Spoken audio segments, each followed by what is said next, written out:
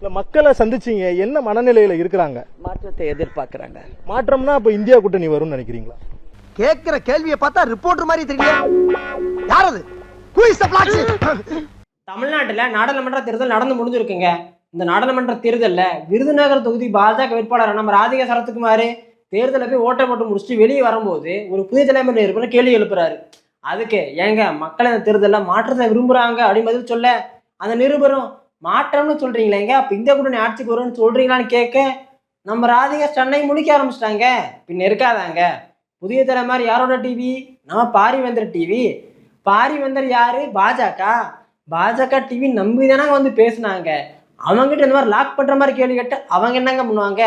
அதனால என்ன பண்றாங்க, திருன்னு முடிச்சுட்டு தம்பி போய் சொல்லி கிளம்ப ஆரம்பிச்சிட்டாங்க. யாருக்கும் பேட்டி கிடையாது, ஒண்ணு கிடையாது, போய் சொல்லுங்க எல்லாரும். எப்பவுமே நம்ம பாத்தீங்கன்னா விஷால் எப்படி கண்ணன் கொடுப்பாரு, அப்படிதான் தேர்தலில் நம்ம புரட்சி தளபதி விஷால் சைக்கிள்லேயே வந்து ஓட்டு போறோன்னு ஒரு பயங்கர காமெடி பண்ணியிருக்காருங்க. என்ன எப்ப பார்த்தாலும் சைக்கிள் சுத்திட்டு இருக்க? என்னப்பா ஆத்திரவசம் வண்டியிலன்னா ரொம்ப சிரமமா இருக்குல்ல, இதுக்கே எவ்வளவு செலவு தெரியுமா? அதாவது பாத்தீங்கன்னா போன எலெக்ஷன் அப்பதான் நம்ம தளபதி விஜய் சைக்கிள்லேயே வந்து ஓட்டு போட்டாரு. அதை பார்த்துருப்பாரு. கிளாமர் அப்பி சேம் அப்பிங்கிற மாதிரி இந்த தேர்தல் நான் வரையன் சைக்கிள்ங்கிற பேர்ல புரட்சி தளபதி சைக்கிள் எடுத்து வந்திருக்காருங்க. சரி சைக்கிள் வந்துட்டாரு, ஏன் சைக்கிள் வந்து ஒரு விளக்கம் கொடுத்தாரு பாருங்க, அதெல்லாம் வேற லெவல் கண்டென்ட்டுங்க. பாவம் ஏழை போல இருக்காமாங்க அவரு. வீட்டில் ஒரு கார் 2 கார் தான் இருக்காமா. அதே அவங்க அம்மா அப்பா எடுத்துட்டு போயிட்டாங்களாமா. வீட்டில் எந்த வண்டியுமே இல்லையாமாங்க, அதனால தான் சைக்கிள் எடுத்தே வந்துடுறாமா. சைக்கிள் போனது வந்து சத்தியமா வந்து போனது நான் பார்த்துருக்கேன். பட் அவர் மாதிரி நான் போகணும்னு அப்படிலாம் எனக்கு யோசனை இல்லைங்க. என்கிட்ட வண்டி இல்லை சத்தியமா. ஒரு மனுஷன் போய் பேசலாம், ஆனா ஏக்கர் கணக்கில் எல்லாம் பேசப்படாது. அது எப்படா நெஞ்சில கொஞ்சம் கூட ஈரம் இல்லாம இவ்வளவு பெரிய பொய் சொல்ற? இந்த கூத்துகளுக்கு மத்தியில நம்ம டிடிஏ வாசன் இருக்கார்ல, சைக்கிளே போவாராங்க இப்பெல்லாம். ஆமாங்க பாருங்க, பைக் லைசன்ஸ் எல்லாம் ரத்து பண்ணிட்டாங்கல்ல, அதனால இப்ப எல்லாருக்கும் சைக்கிள் தான் உருட்டிட்டு வர்றாரு புருன்னு. அப்படி சைக்கிள் உருட்டிட்டே போயிட்டு என்ன பண்ணாரு, லாக் பண்ணிக்கிட்டு இருக்காரு. மக்கள்கிட்ட கேட்கறாரு, எங்க அந்த எலெக்ஷன்ல யாருக்கு ஓட்டு போடுவீங்கன்னு. திமுக தாங்க ஓட்டு போடணும்னு ஒரு தாத்தா சொல்ல, என்னங்க இது எப்ப பார்த்தாலும் திமுக அதிமுக மாத்தி அதே குத்துவீங்களா, மாற்றம் வேணாமான்னு கேட்க, அவரு என்னங்க மாற்றம்னு கேட்கிறாரு. நமக்கு அந்த வீடியோ பார்க்கும்போது என்னையா மாற்றம்லாம் பேசுறாரு, ஒருவேளை முழு சங்கியை மாறிட்டாரு போல இருக்கு அண்ணாமலையோட சேர்ந்து. ஒருவேளை அடுத்து பாஜக தான் சொல்லுவாருன்னு தெரிஞ்சு பார்த்தா நான் சீமானுக்கு ஓட்டு போடங்கிறாரு. அட தற்குறியாவே மாறிட்டாரு அப்படின்னு முடிச்சு அந்த வீடியோவை நம்மளும் ஓட்டி தள்ளிக்கிட்டு இருக்கிறாங்க. இன்னும் வந்தா ஏடிஎம்கே வரும், இல்ல டிஎம்கே வரும். ஒரு மாற்றம் வேணும்ல, யாருக்கு சப்போர்ட் பண்ணலாம்? இந்த வாட்டி வந்து பண்ணா நான் சீமான் அண்ணாக்கு சப்போர்ட் பண்ணலான்னு இருக்கேன். எங்கேயோ போயிட்டடா நீ, எங்கேயோ போயிட்ட.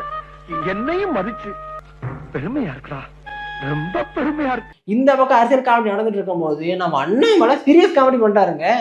என்ன தெரியாம பண்ணிட்டாரு, எலெக்ஷன் நடக்கிற கொஞ்ச நாளுக்கு முன்னாடி என்ன பேசுறாரு, ஒரு பிரச்சாரம் பண்ணும்போது ஒரு அம்மா கேட்கறாங்க, நீட் தேர்வுனால பாருங்க எவ்வளவு பேர் தற்கொலை பண்ணிக்கிறாங்க, நீட் தேர்வுலாம் ரத்து பண்ண மாட்டீங்களான்னு கேட்க, உயிரே போனா நீட்ல ரத்து பண்ண மாட்டாங்க, எப்படி உயிரே போனா நீட் தேர்வுல ரத்து பண்ண மாட்டோம் அப்படின்னு தெனாவட்டா பேசுறாரு. அவர் உயிர் போனா நம்ம என்ன கொலைப்பட போறோம், நமக்கு தேவை நீட் இருக்குது அப்படின்னு பொதுமக்கள் ஒரு பக்கம் பேசிட்டு இருக்க, இன்னொரு பக்கம் பழைய விட நம்ம கண்ணுக்கு படுதுங்க. பழைய விட எப்படி அரசியலுக்கு வந்த புதுசுல ஆடு மேய்ச்சிட்டு வந்தாரு பாத்தீங்களா, அப்ப என்ன பேசினாரு, நீட் தேர்வுல இருந்து தமிழ்நாட்டுக்கு விலக்கு வேணுங்கன்னு பேசின அதே வாய் தான் உயிரே போனா நீட் தேர்வு ரத்து பண்ண மாட்டேன்னு பேசுது. ஒருவேளை அது வேற வாய், இது நார வாய் போல இருக்கு. பொறுத்த வரைக்கும் நீட் எக்ஸாம் அப்படிங்கிறது தமிழகத்துக்கு வந்து கண்டிப்பா ஒரு எக்ஸம்ஷன் கொடுக்கணும். அது வேற வாய். உயிரே போனாலும் நீட்டை மட்டும் எடுக்க மாட்டோம், உயிரே போனாலும் நீட்டை மட்டும் எடுக்க மாட்டோம். இது நார வாய். இந்த நாரவாய் வச்சுக்கிட்டு என்ன பேசுறாரு பாருங்க. எலெக்ஷன் வந்துருச்சு, எலெக்ஷன்ல பாஜக ₹1 கூட செலவு பண்ணாதுங்க, வேட்பாளர்களுக்கு 1 பைசா கூட கொடுக்க மாட்டேனாங்க.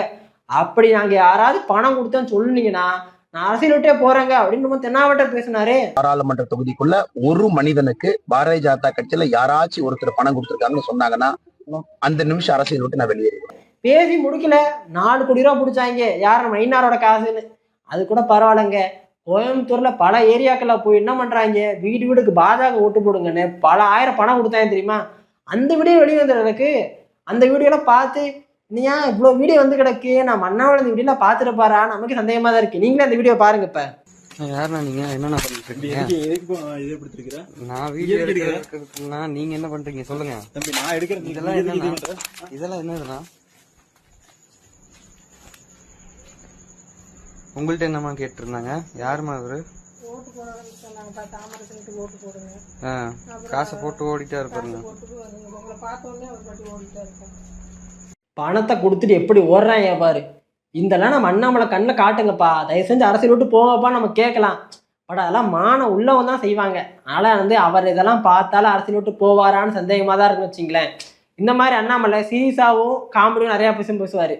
இது இடையில மத்தியில் இந்த எலெக்ஷன்லேயே மிகப்பெரிய கூத்து நடந்துச்சு. அதாவது தர்ம யுத்த நாயகன், ஜல்லிக்கட்டு நாயகன் பல பட்ட பேர் இருக்கலாங்க. ஆனால் ஓபிஎஸ் என்ன பண்ணுறாரு, பாஜக கூட்டணியில் நிறைய சீட்டு கேட்டார், ஒன்றும் கொடுக்க முடியாதுன்ட்டாங்க. கடைசி என்ன பண்ணுறாரு, நம்மளே நேராக ராமநாதபுரத்தில் பாஜக ஆதரவோட சுயேட்சை வேட்பாளர் நின்னாருங்க.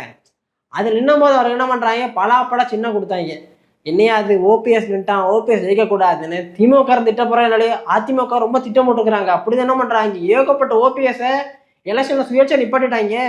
என்னையா அது நீ ஓட்டக்கார தேவர் பன்னீர்செல்வமா, நான் பாரு ஒய்யார தேவர் பன்னீர்செல்வம், அந்த பன்னீர்செல்வம் தான் சொல்லணும்னு ஏகப்பட்ட பன்னீர்செல்வத்தை லைனை விட்டு இறக்கி இருக்கிறாங்க. எலெக்ஷன் லிஸ்ட் எடுத்து பார்த்தா என்ன பண்ணுறது, நம்மளாலே 15வது இடத்துல பின்னாடி இருக்காப்புல, நம்மளுக்கு மேலே பல சுயேட்சைகள் இருக்கிறாங்க. என்னையா அது ஒருவேளை நம்ம பன்னீர்செல்வத்துக்கு ஓட்டு போகிற நினைக்கிறவங்க கூட கன்ஃபியூஸ் ஆகிட மாட்டாங்களா, இல்லையா அது இப்படி இருக்குன்னு சொல்லி ஓபிஎஸ்ஸையும் முடிச்சு நம்மளால வேற நாள் ட்ரோல் பண்ணி திரியிறாங்க. அங்க உங்க பேர் மாதிரி 10 பேர் தாக்கல் பண்ணிருக்கானுங்க. நீ தேனி கேசவனா, அங்க ஆணி கேசவன், மாணி கேசவன், வேணி கேசவன், முனி கேசவன், விதவிதமான பேர்ல தாக்கல் பண்ணி குழப்பத்தை உண்டு பண்றானுங்க. இந்த எலெக்ஷன் கூத்துக்கு மத்தியில் ஒரு ஸ்பெஷல் பீஸ் ஒன்று நம்மகிட்ட சிக்கியிருக்குங்க. ஸ்பெஷல் பீஸுங்க. ஆமாங்க, எப்பயுமே இடஒதுக்கீடுக்கு எதிராகவும் சாதாரண மக்கள் கேட்கக்கூடிய சில ஃப்ரீபிசி சில நலத்திட்டங்களுக்கு எதிராகவும் கூவக்கூடிய ஆட்கள் ரொம்ப நிறைய பேர் இருக்கிறாங்க. அவங்க ஒரு பூமர் அங்கிள்ஸ் மட்டும் கிடையாது, 2K கிட்ஸ்லையும் பல பேர் இருக்கிறாங்க. அப்படிப்பட்ட ஒரு 2K கிட்ஸ் தான் நம்மகிட்ட சிக்கியிருக்குது. அதாவது பார்த்தீங்கன்னா எலெக்ஷன் நடக்க போதுங்க, நீங்கள் முதல்வரானால் என்ன பண்ணுவீங்க அப்படின்னு மைக்கை பிடிச்சிட்டு ஒரு கேள்வி கேட்குறாங்க. அதுக்கு நான் மட்டும் முதலாட்டுன்னு வச்சுக்கேன், வேலை இந்த SC/STக்கான ஸ்காலர்ஷிப்பே ஒழிப்பேங்குது. என்னங்க அது, முதல்வரான எவ்வளவோ நல்ல விஷயங்கள் செய்யலாம், எதுக்கு இப்போ இந்த SC/ST ஸ்காலர்ஷிப்லாம் ஒழிக்குன்னு சொல்லுறீங்களே எதுக்குன்னு கேள்வி கேட்டால், ஆமாங்க நான் ஓசிங்க எனக்கு ஒன்றுமே கிடைக்க மாட்டேங்குது, அந்த வயிற்றுச்சல தான் பேசுகிறேங்குது. ஒரு நாள் சிஎம் ஆனா இந்த SC/STக்கு மட்டும் ஸ்காலர்ஷிப் கொடுக்குறாங்கல்ல, அதை பேன் பண்ணுங்க. சொல்றேன், மக்களுக்காக சொல்றேன். ஏன்னா நான் ஓசிங்க, எனக்கு ஸ்காலர்ஷிப்பும் இல்லை ஒரு மயிரும் இல்லை. ஐயோ மாலா, எரிச்ச தாங்க முடியலடி, பேன 12ஆம் நம்பர்ல வை. உனக்கு வயிற்றுச்சல், உன் வயிற்றுச்சல தான் முதல்வர் பதவியில் போய் வேலை செய்வியா நீ. ஆக மொத்த பூமர் அங்கிள்ஸோடவும் பயங்கர பூமராக மாறி கிடக்குது இப்போ இருக்கிற 2K கிட்ஸ் எல்லாம். பல பேர் நினச்சி பாருங்க, இடஒதுக்கீடு எனக்கு கிடைக்கலைங்கிறோம், இடஒதுக்கீடு கூடாது, எனக்கு ஸ்காலர்ஷிப் கிடைக்கலைங்கிறக்க ஸ்காலர்ஷிப் கூடாது, எனக்கு வந்து ஃப்ரீ பஸ்ஸில் வந்து ஃப்ரீ இல்லைங்கிறவங்களுக்கு பஸ்ஸே கூடாது. அதாவது ஒரு செக்டாருக்கு ஒன்றுமே கிடைக்கல, அதுக்கு அரசாங்கம் சில சலுகைகளை கொடுத்து அவங்களை மேலே வர முயற்சி பண்ணுது. நீ மேலே குந்த வச்சுக்கிட்டு இருக்கிற, உன்னோட இடத்தையும் கொடுக்க மாட்டேன். அவன் யாராவது உன் இடத்து பக்கத்தில் வந்துட்டாங்க, ஓ நீங்கெல்லாம் மேலே வரையான பக்கத்துலன்னு பேசுவேன். அப்படிப்பட்ட பீஸ் தான் இங்கே இது. அதனால தான் சோசியல் மீடியாவில் போட்டுச்சு இந்த 2K கிட்ஸை போட்டு போல வரன்னு பொழந்துக்கிட்டு இருக்கிறாங்க.